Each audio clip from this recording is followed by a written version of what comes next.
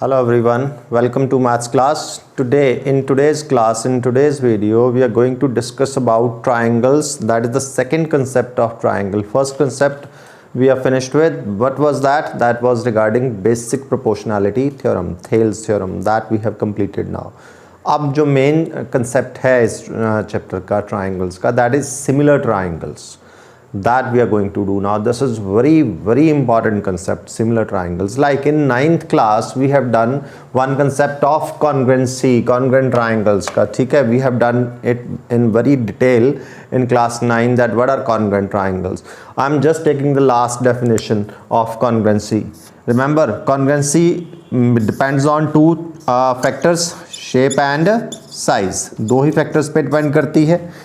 If any two figures having same shape and same size, then they are said to be congruent figures.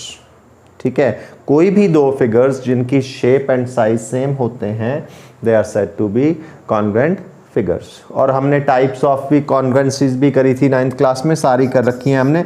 Types of congruency, there are 5 types of congruencies, you know that. Which were that? SAS, ASA, AAS, RHS and the last one was SSS. ठीक है. सो ये 5 type of कॉन्ग्रुएंसीज are there. ये हमने काफ़ी detail में कर रखा है इसको 9th क्लास में, राइट. अब हमने करना है similar triangles, very important concept, similar triangles. ये कंसेप्ट बड़ा ही इंपॉर्टेंट होता है. Like you might have seen कि ऐसी बहुत सी चीज़ों की हाइट हम निकाल चुके हैं. जैसे हाइट ऑफ माउंटेन, क्या आपको लगता है कि सीधी मेजरिंग टेप पकड़ी होगी और माउंट एवरेस्ट की हाइट निकाल दी होगी? नो. हमने इतना भी निकाल रखा है कि what is the approximate height of moon from earth. क्या हमने कोई मेजरिंग टेप ली थी कि अर्थ से लेके मून तक खींच के लेके गए थे उसको, उसका डिस्टेंस लेने के लिए? नो.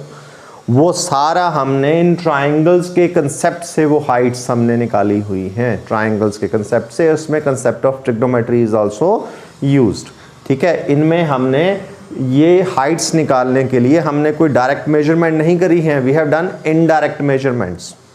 ठीक है. Indirect measurement with the help of triangles concept and with the help of trigonometry. अब यही कंसेप्ट हमने देखना है सिमिलर ट्राइंगल्स का. What are similar triangles? Similar triangles में फिर से वही दो factors, shape and size.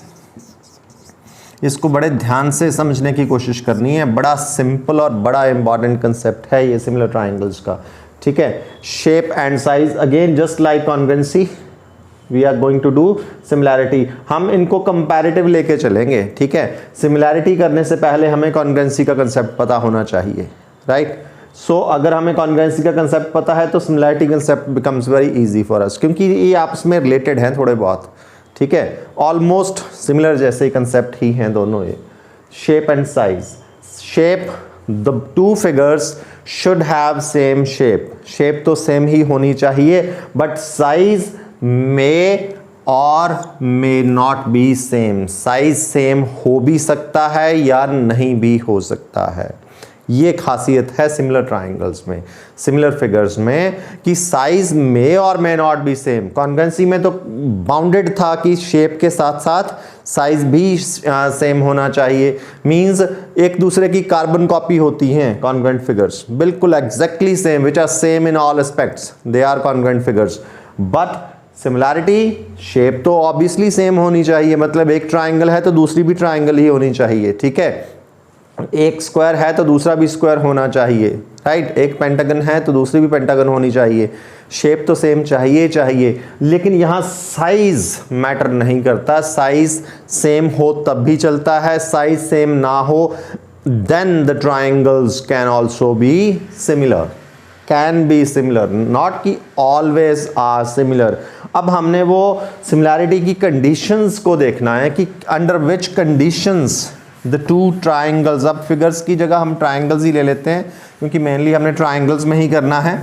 When the two figures are similar, कब बनती हैं वो सिमिलर? कॉन्ग्रुएंसी में अगर आपको याद हो, the two figures, the two triangles are said to be congruent if there क्या था कंडीशन वो? First, corresponding angles are equal, corresponding angles are equal, corresponding angles congruency में इक्वल होते हैं। सेकंड क्या था? Corresponding sides are also equal, corresponding sides are equal. This was there in congruency कि congruent triangles में corresponding angles भी equal होते हैं दो ट्राइंगल्स के, अगर वो कॉन्ग्रुएंट हैं, और उनकी कॉरस्पॉन्डिंग साइड्स भी इक्वल होती हैं। ठीक है, this we know very well. अब आते हैं सिमिलैरिटी में। सो हमने देखा कि शेप तो सेम होनी चाहिए, बट साइज मे और मे नॉट भी सेम हो सकता है, तब भी ना हो तब भी वो सिमिलर हो सकती हैं। अब हमने वो कंडीशंस देखनी है कि under which conditions the two triangles are said to be similar, they become similar. First, remember shape, first two triangles, two figures, चलो मैं अभी figures बोल लेता हूँ, बाद में हम triangles पे ही आ जाएंगे, are said to be similar if their number one corresponding angle, बात वही है, corresponding sides and corresponding angles की ही बात है। ठीक है, कॉरस्पॉन्डिंग एंगल्स आर इक्वल, ये तो वही बात हो गई कॉन्ग्रुएंसी वाली। कॉन्ग्रुएंट ट्राइंगल्स में भी तो कॉरस्पॉन्डिंग एंगल्स इक्वल होते हैं, तो इसमें भी इक्वल होते हैं। ये तो सिमिलैरिटी बिल्कुल एज इट इज आ गया। मेन इफेक्ट आता है साइड्स पे। Here in similar figures the corresponding sides are proportional, ये डिफरेंस है। You know what is proportional? Proportional means they are of same ratio. ठीक है, उनकी रेशो सेम होती है, that is proportion. Proportion means equality of ratios is proportion. So ये रहा हमारे पास फाइनल डेफिनेशन सिमिलर ट्राइंगल्स की, सिमिलर फिगर्स की। The two figures are said to be similar if their corresponding angles are equal and their corresponding sides are proportional.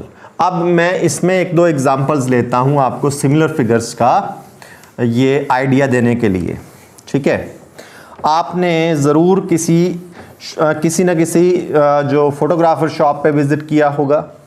ठीक है, maximum बच्चों ने visit किया होता है, किसी न किसी पर्पज़ से फ़ोटोग्राफ क्लिक करवाया होता है, स्कूल के लिए चाहिए, किसी फॉर्म पे लगाने के लिए चाहिए। ठीक है, आपने, और मैक्सिमम जो फोटोग्राफ स्टूडियोज़ होते हैं, एक चीज़ वहाँ ज़रूर लगाई होती है उन्होंने, मैक्सिमम केसेस में आई हैव सीन, किसी में ना भी हो सकता है लेकिन मैक्सिमम में आर देयर, उन्होंने एक ही फोटोग्राफ लगाया होता है इन डिफरेंट साइजेस। एक ही फोटोग्राफ, जैसे किसी बच्चे का फोटोग्राफ क्लिक किया है और उसको डिफरेंट साइजेस में बना के रखा है, मतलब क्लिक उसको एक बार ही किया गया था, क्लिक बार बार नहीं किया गया, क्लिक एक ही बार किया लेकिन उसको अलग अलग साइजेस में डेवलप कर दिया। जैसे सबसे छोटा साइज हम जनरली बोलते हैं स्टैम्प साइज। ठीक है, फिर हम पासपोर्ट साइज फोटोग्राफ पे आ जाते हैं, फिर हम पोस्ट कार्ड साइज फोटोग्राफ पे आ जाते हैं, फिर ऐसे बड़े से बड़ा साइज बनता जाता है। जितना हमें डिमांड होती है, रिक्वायरमेंट होती है, उस साइज में फोटोग्राफर हमें हमारा वो फोटोग्राफ डेवलप करके दे देता है, जिस भी पर्पज़ के लिए हमें चाहिए। छोटे साइज का चाहिए तो क्लिक एक बार ही करेगा, वो छोटे साइज का चाहिए तब बना देगा, अगर बड़े साइज का किसी में हमें चाहिए तो वो उसमें हमें डेवलप करके दे देगा। आप देखो, सपोज करो एक मैंने फोटोग्राफ खिंचवाया, ठीक है, इस साइज का था वो, ऐसे जस्ट एग्जांपल दे रहा हूं, जनरली रेक्टेंगुलर शेप में होता है। ठीक है, तो मुझे वो फोटोग्राफ पसंद आया, राइट। अब मैंने सोचा कि क्यों ना मैं उस फोटोग्राफ को एनलार्ज करवा लूँ, बड़ा करवा के अपने घर में रख लूँ उसको। ठीक है, तो मैंने फोटोग्राफर को बोला कि भाई इसको मुझे बड़े साइज में डेवलप करके दे दो। What he will do, वैसे तो ये काम सारा सॉफ्टवेयर में होता है, फोटोशॉप टाइप उनके पास सॉफ्टवेयर होते हैं, उसमें सारा काम करते हैं, बट एक्चुअली उसमें भी तो कुछ ना कुछ कमांड्स होती हैं, उसमें भी तो किसी ढंग से होता है वो। देखो, फोटोग्राफ को बड़ा भी करना है और उसकी ओरिजिनलिटी खराब ना हो, जैसा दिखता है छोटी फोटोग्राफ में वैसा ही वो बड़ी फोटोग्राफ में भी दिखे, तो क्या करेगा फोटोग्राफ, क्या करता है, उसको एनलार्ज करता है। अब देखो, मैं आपसे बोलता हूं कि वो थोड़ा सा इधर को एनलार्ज करेगा लेफ्ट साइड में, राइट साइड में, और थोड़ा लेफ्ट साइड में भी एनलार्ज कर देगा।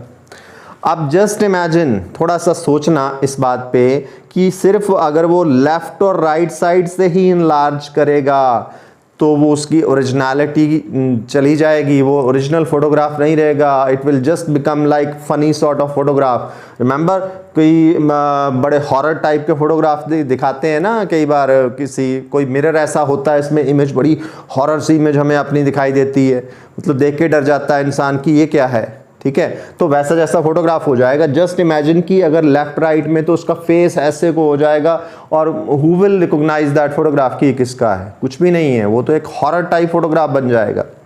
अब मैं बोलता हूं कि वो एनलार्ज करेगा अप एंड डाउन में, ठीक है, सिर्फ अप एंड डाउन में एनलार्ज करे, ऊपर और नीचे को फिर से वो ही फनी सॉर्ट ऑफ फोटोग्राफ बन जाएगा।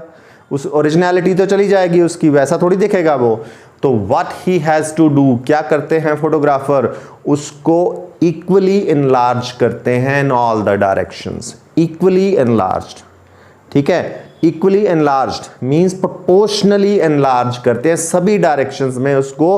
अगर 1 सेंटीमीटर लेफ्ट में किया है, 1 सेंटीमीटर राइट में, 1 centimetre up and 1 centimetre down, मतलब सारे इक्वली एनलार्ज हो गया वो।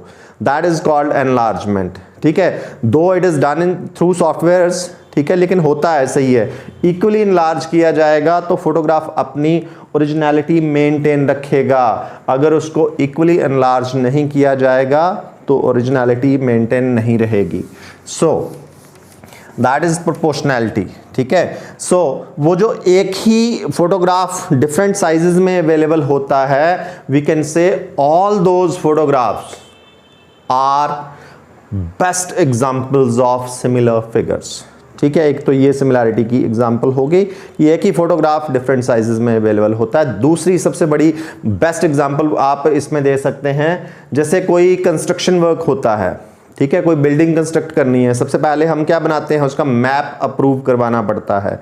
वो जो मैप आर्किटेक्ट बनाता है, ठीक है, वो मैप जो आर्किटेक्ट बनाता है and the building constructed by the contractor, they both are similar figures, क्योंकि जो मैप उसने आर्किटेक्ट ने पेज पे ड्रॉ करके दिया है वो बिल्डिंग उसका एक स्केल फैक्टर होता है, ठीक है। उसने सारा कुछ, अगर आपने मैप कभी ध्यान से देखा हो ना तो मैप के नीचे स्केल जरूर लिखा होता है। जैसे हम ग्राफ बनाते टाइम स्केल लिखते हैं ना कि 1 unit equal to this then this is, ऐसे ही उस पे नीचे आर्किटेक्ट ने स्केल मार्क किया होता है, ठीक है। वो स्केल फैक्टर होता है, जो बिल्डिंग बनती है उसी मैप के अकॉर्डिंगली बनती है। उस मैप में सारा कुछ बताया होता है कि कितनी लेंथ लेनी रूम की, कितनी ब्रेड्थ लेनी।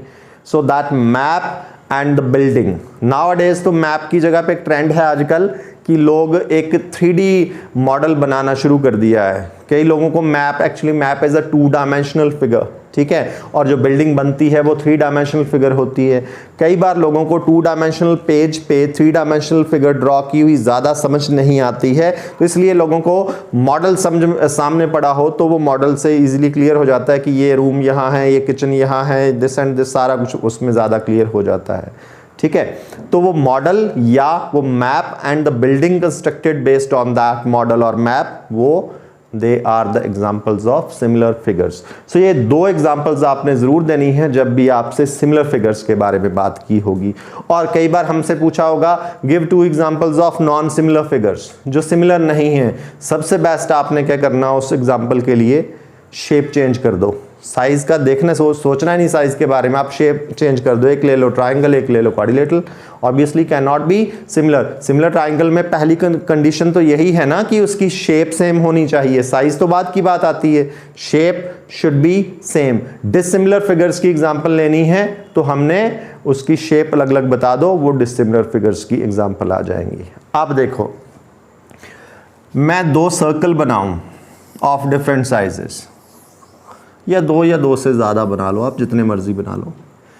Circle, all circles are always, remember ये कॉन्ग्रुएंट तो हो नहीं सकते क्योंकि डिफरेंट साइजेस के हैं तो they can not be congruent, लेकिन सारे circles are always similar. Circles जितने मर्जी बना लो, ठीक है, सारे सर्कल्स सिमिलर काउंट होते हैं, ऑल सर्कल्स आर सिमिलर। और दूसरी चीज और क्या क्या सिमिलर होता है, all equilateral triangles are similar, सारी की सारी इक्विलेटरल ट्राइंगल सिमिलर होती हैं। आप डिफरेंट डिफरेंट साइज में बना लो इक्विलेटरल ट्राइंगल। इक्विलेटरल ट्राइंगल में जैसे 2 सेंटीमीटर की साइड बना ली, ये 3 की बना लो, ये 5 की बना लो, 10 की बना लो। अब सारी इक्विलेटरल ट्राइंगल जितनी भी बनेगी वो सिमिलर होंगी। इक्विलेटरल ट्राइंगल सारी similar, all circles are similar, and one more thing, all squares are also similar. सारे स्क्वायर, जितने मर्जी स्क्वायर आप बना लो, all squares are also similar. सारे के सारे स्क्वायर्स भी सिमिलर होते हैं। तो कौन सी ऐसी फिगर्स हैं जो हमेशा ही सिमिलर हुई? ऑल सर्कल्स, ठीक है, all equilateral triangles and all squares, ये हमेशा सिमिलर होते हैं। सिमिलर ट्राइंगल्स में कौन सी दो कंडीशंस रही? सिमिलर फिगर्स में या सिमिलर पॉलीगन्स में you can say corresponding angles are equal, corresponding sides are proportional, ठीक है। अब हमें हमारी बुक में एक क्वेश्चन दिया है लास्ट में, दो फिगर्स दी हैं ऐसे, फर्स्ट 6.1 वर्कशीट का, each side is 1.5 centimetre and एक दिया है स्क्वायर,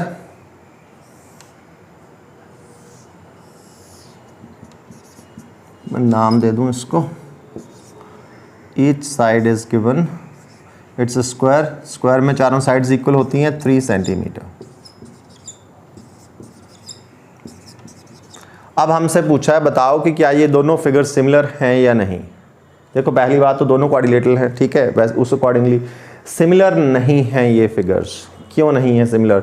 दो चीज़ें आती है ना, corresponding angle should be equal, corresponding side should be proportional, ठीक है। अब देखो अगर मैं इसका नाम दूं PQRS ऐसे, ये साइड की लेंथ कितनी है? 1.5, ये 3, 1.53, 1.53, 1.53, 1.5/3।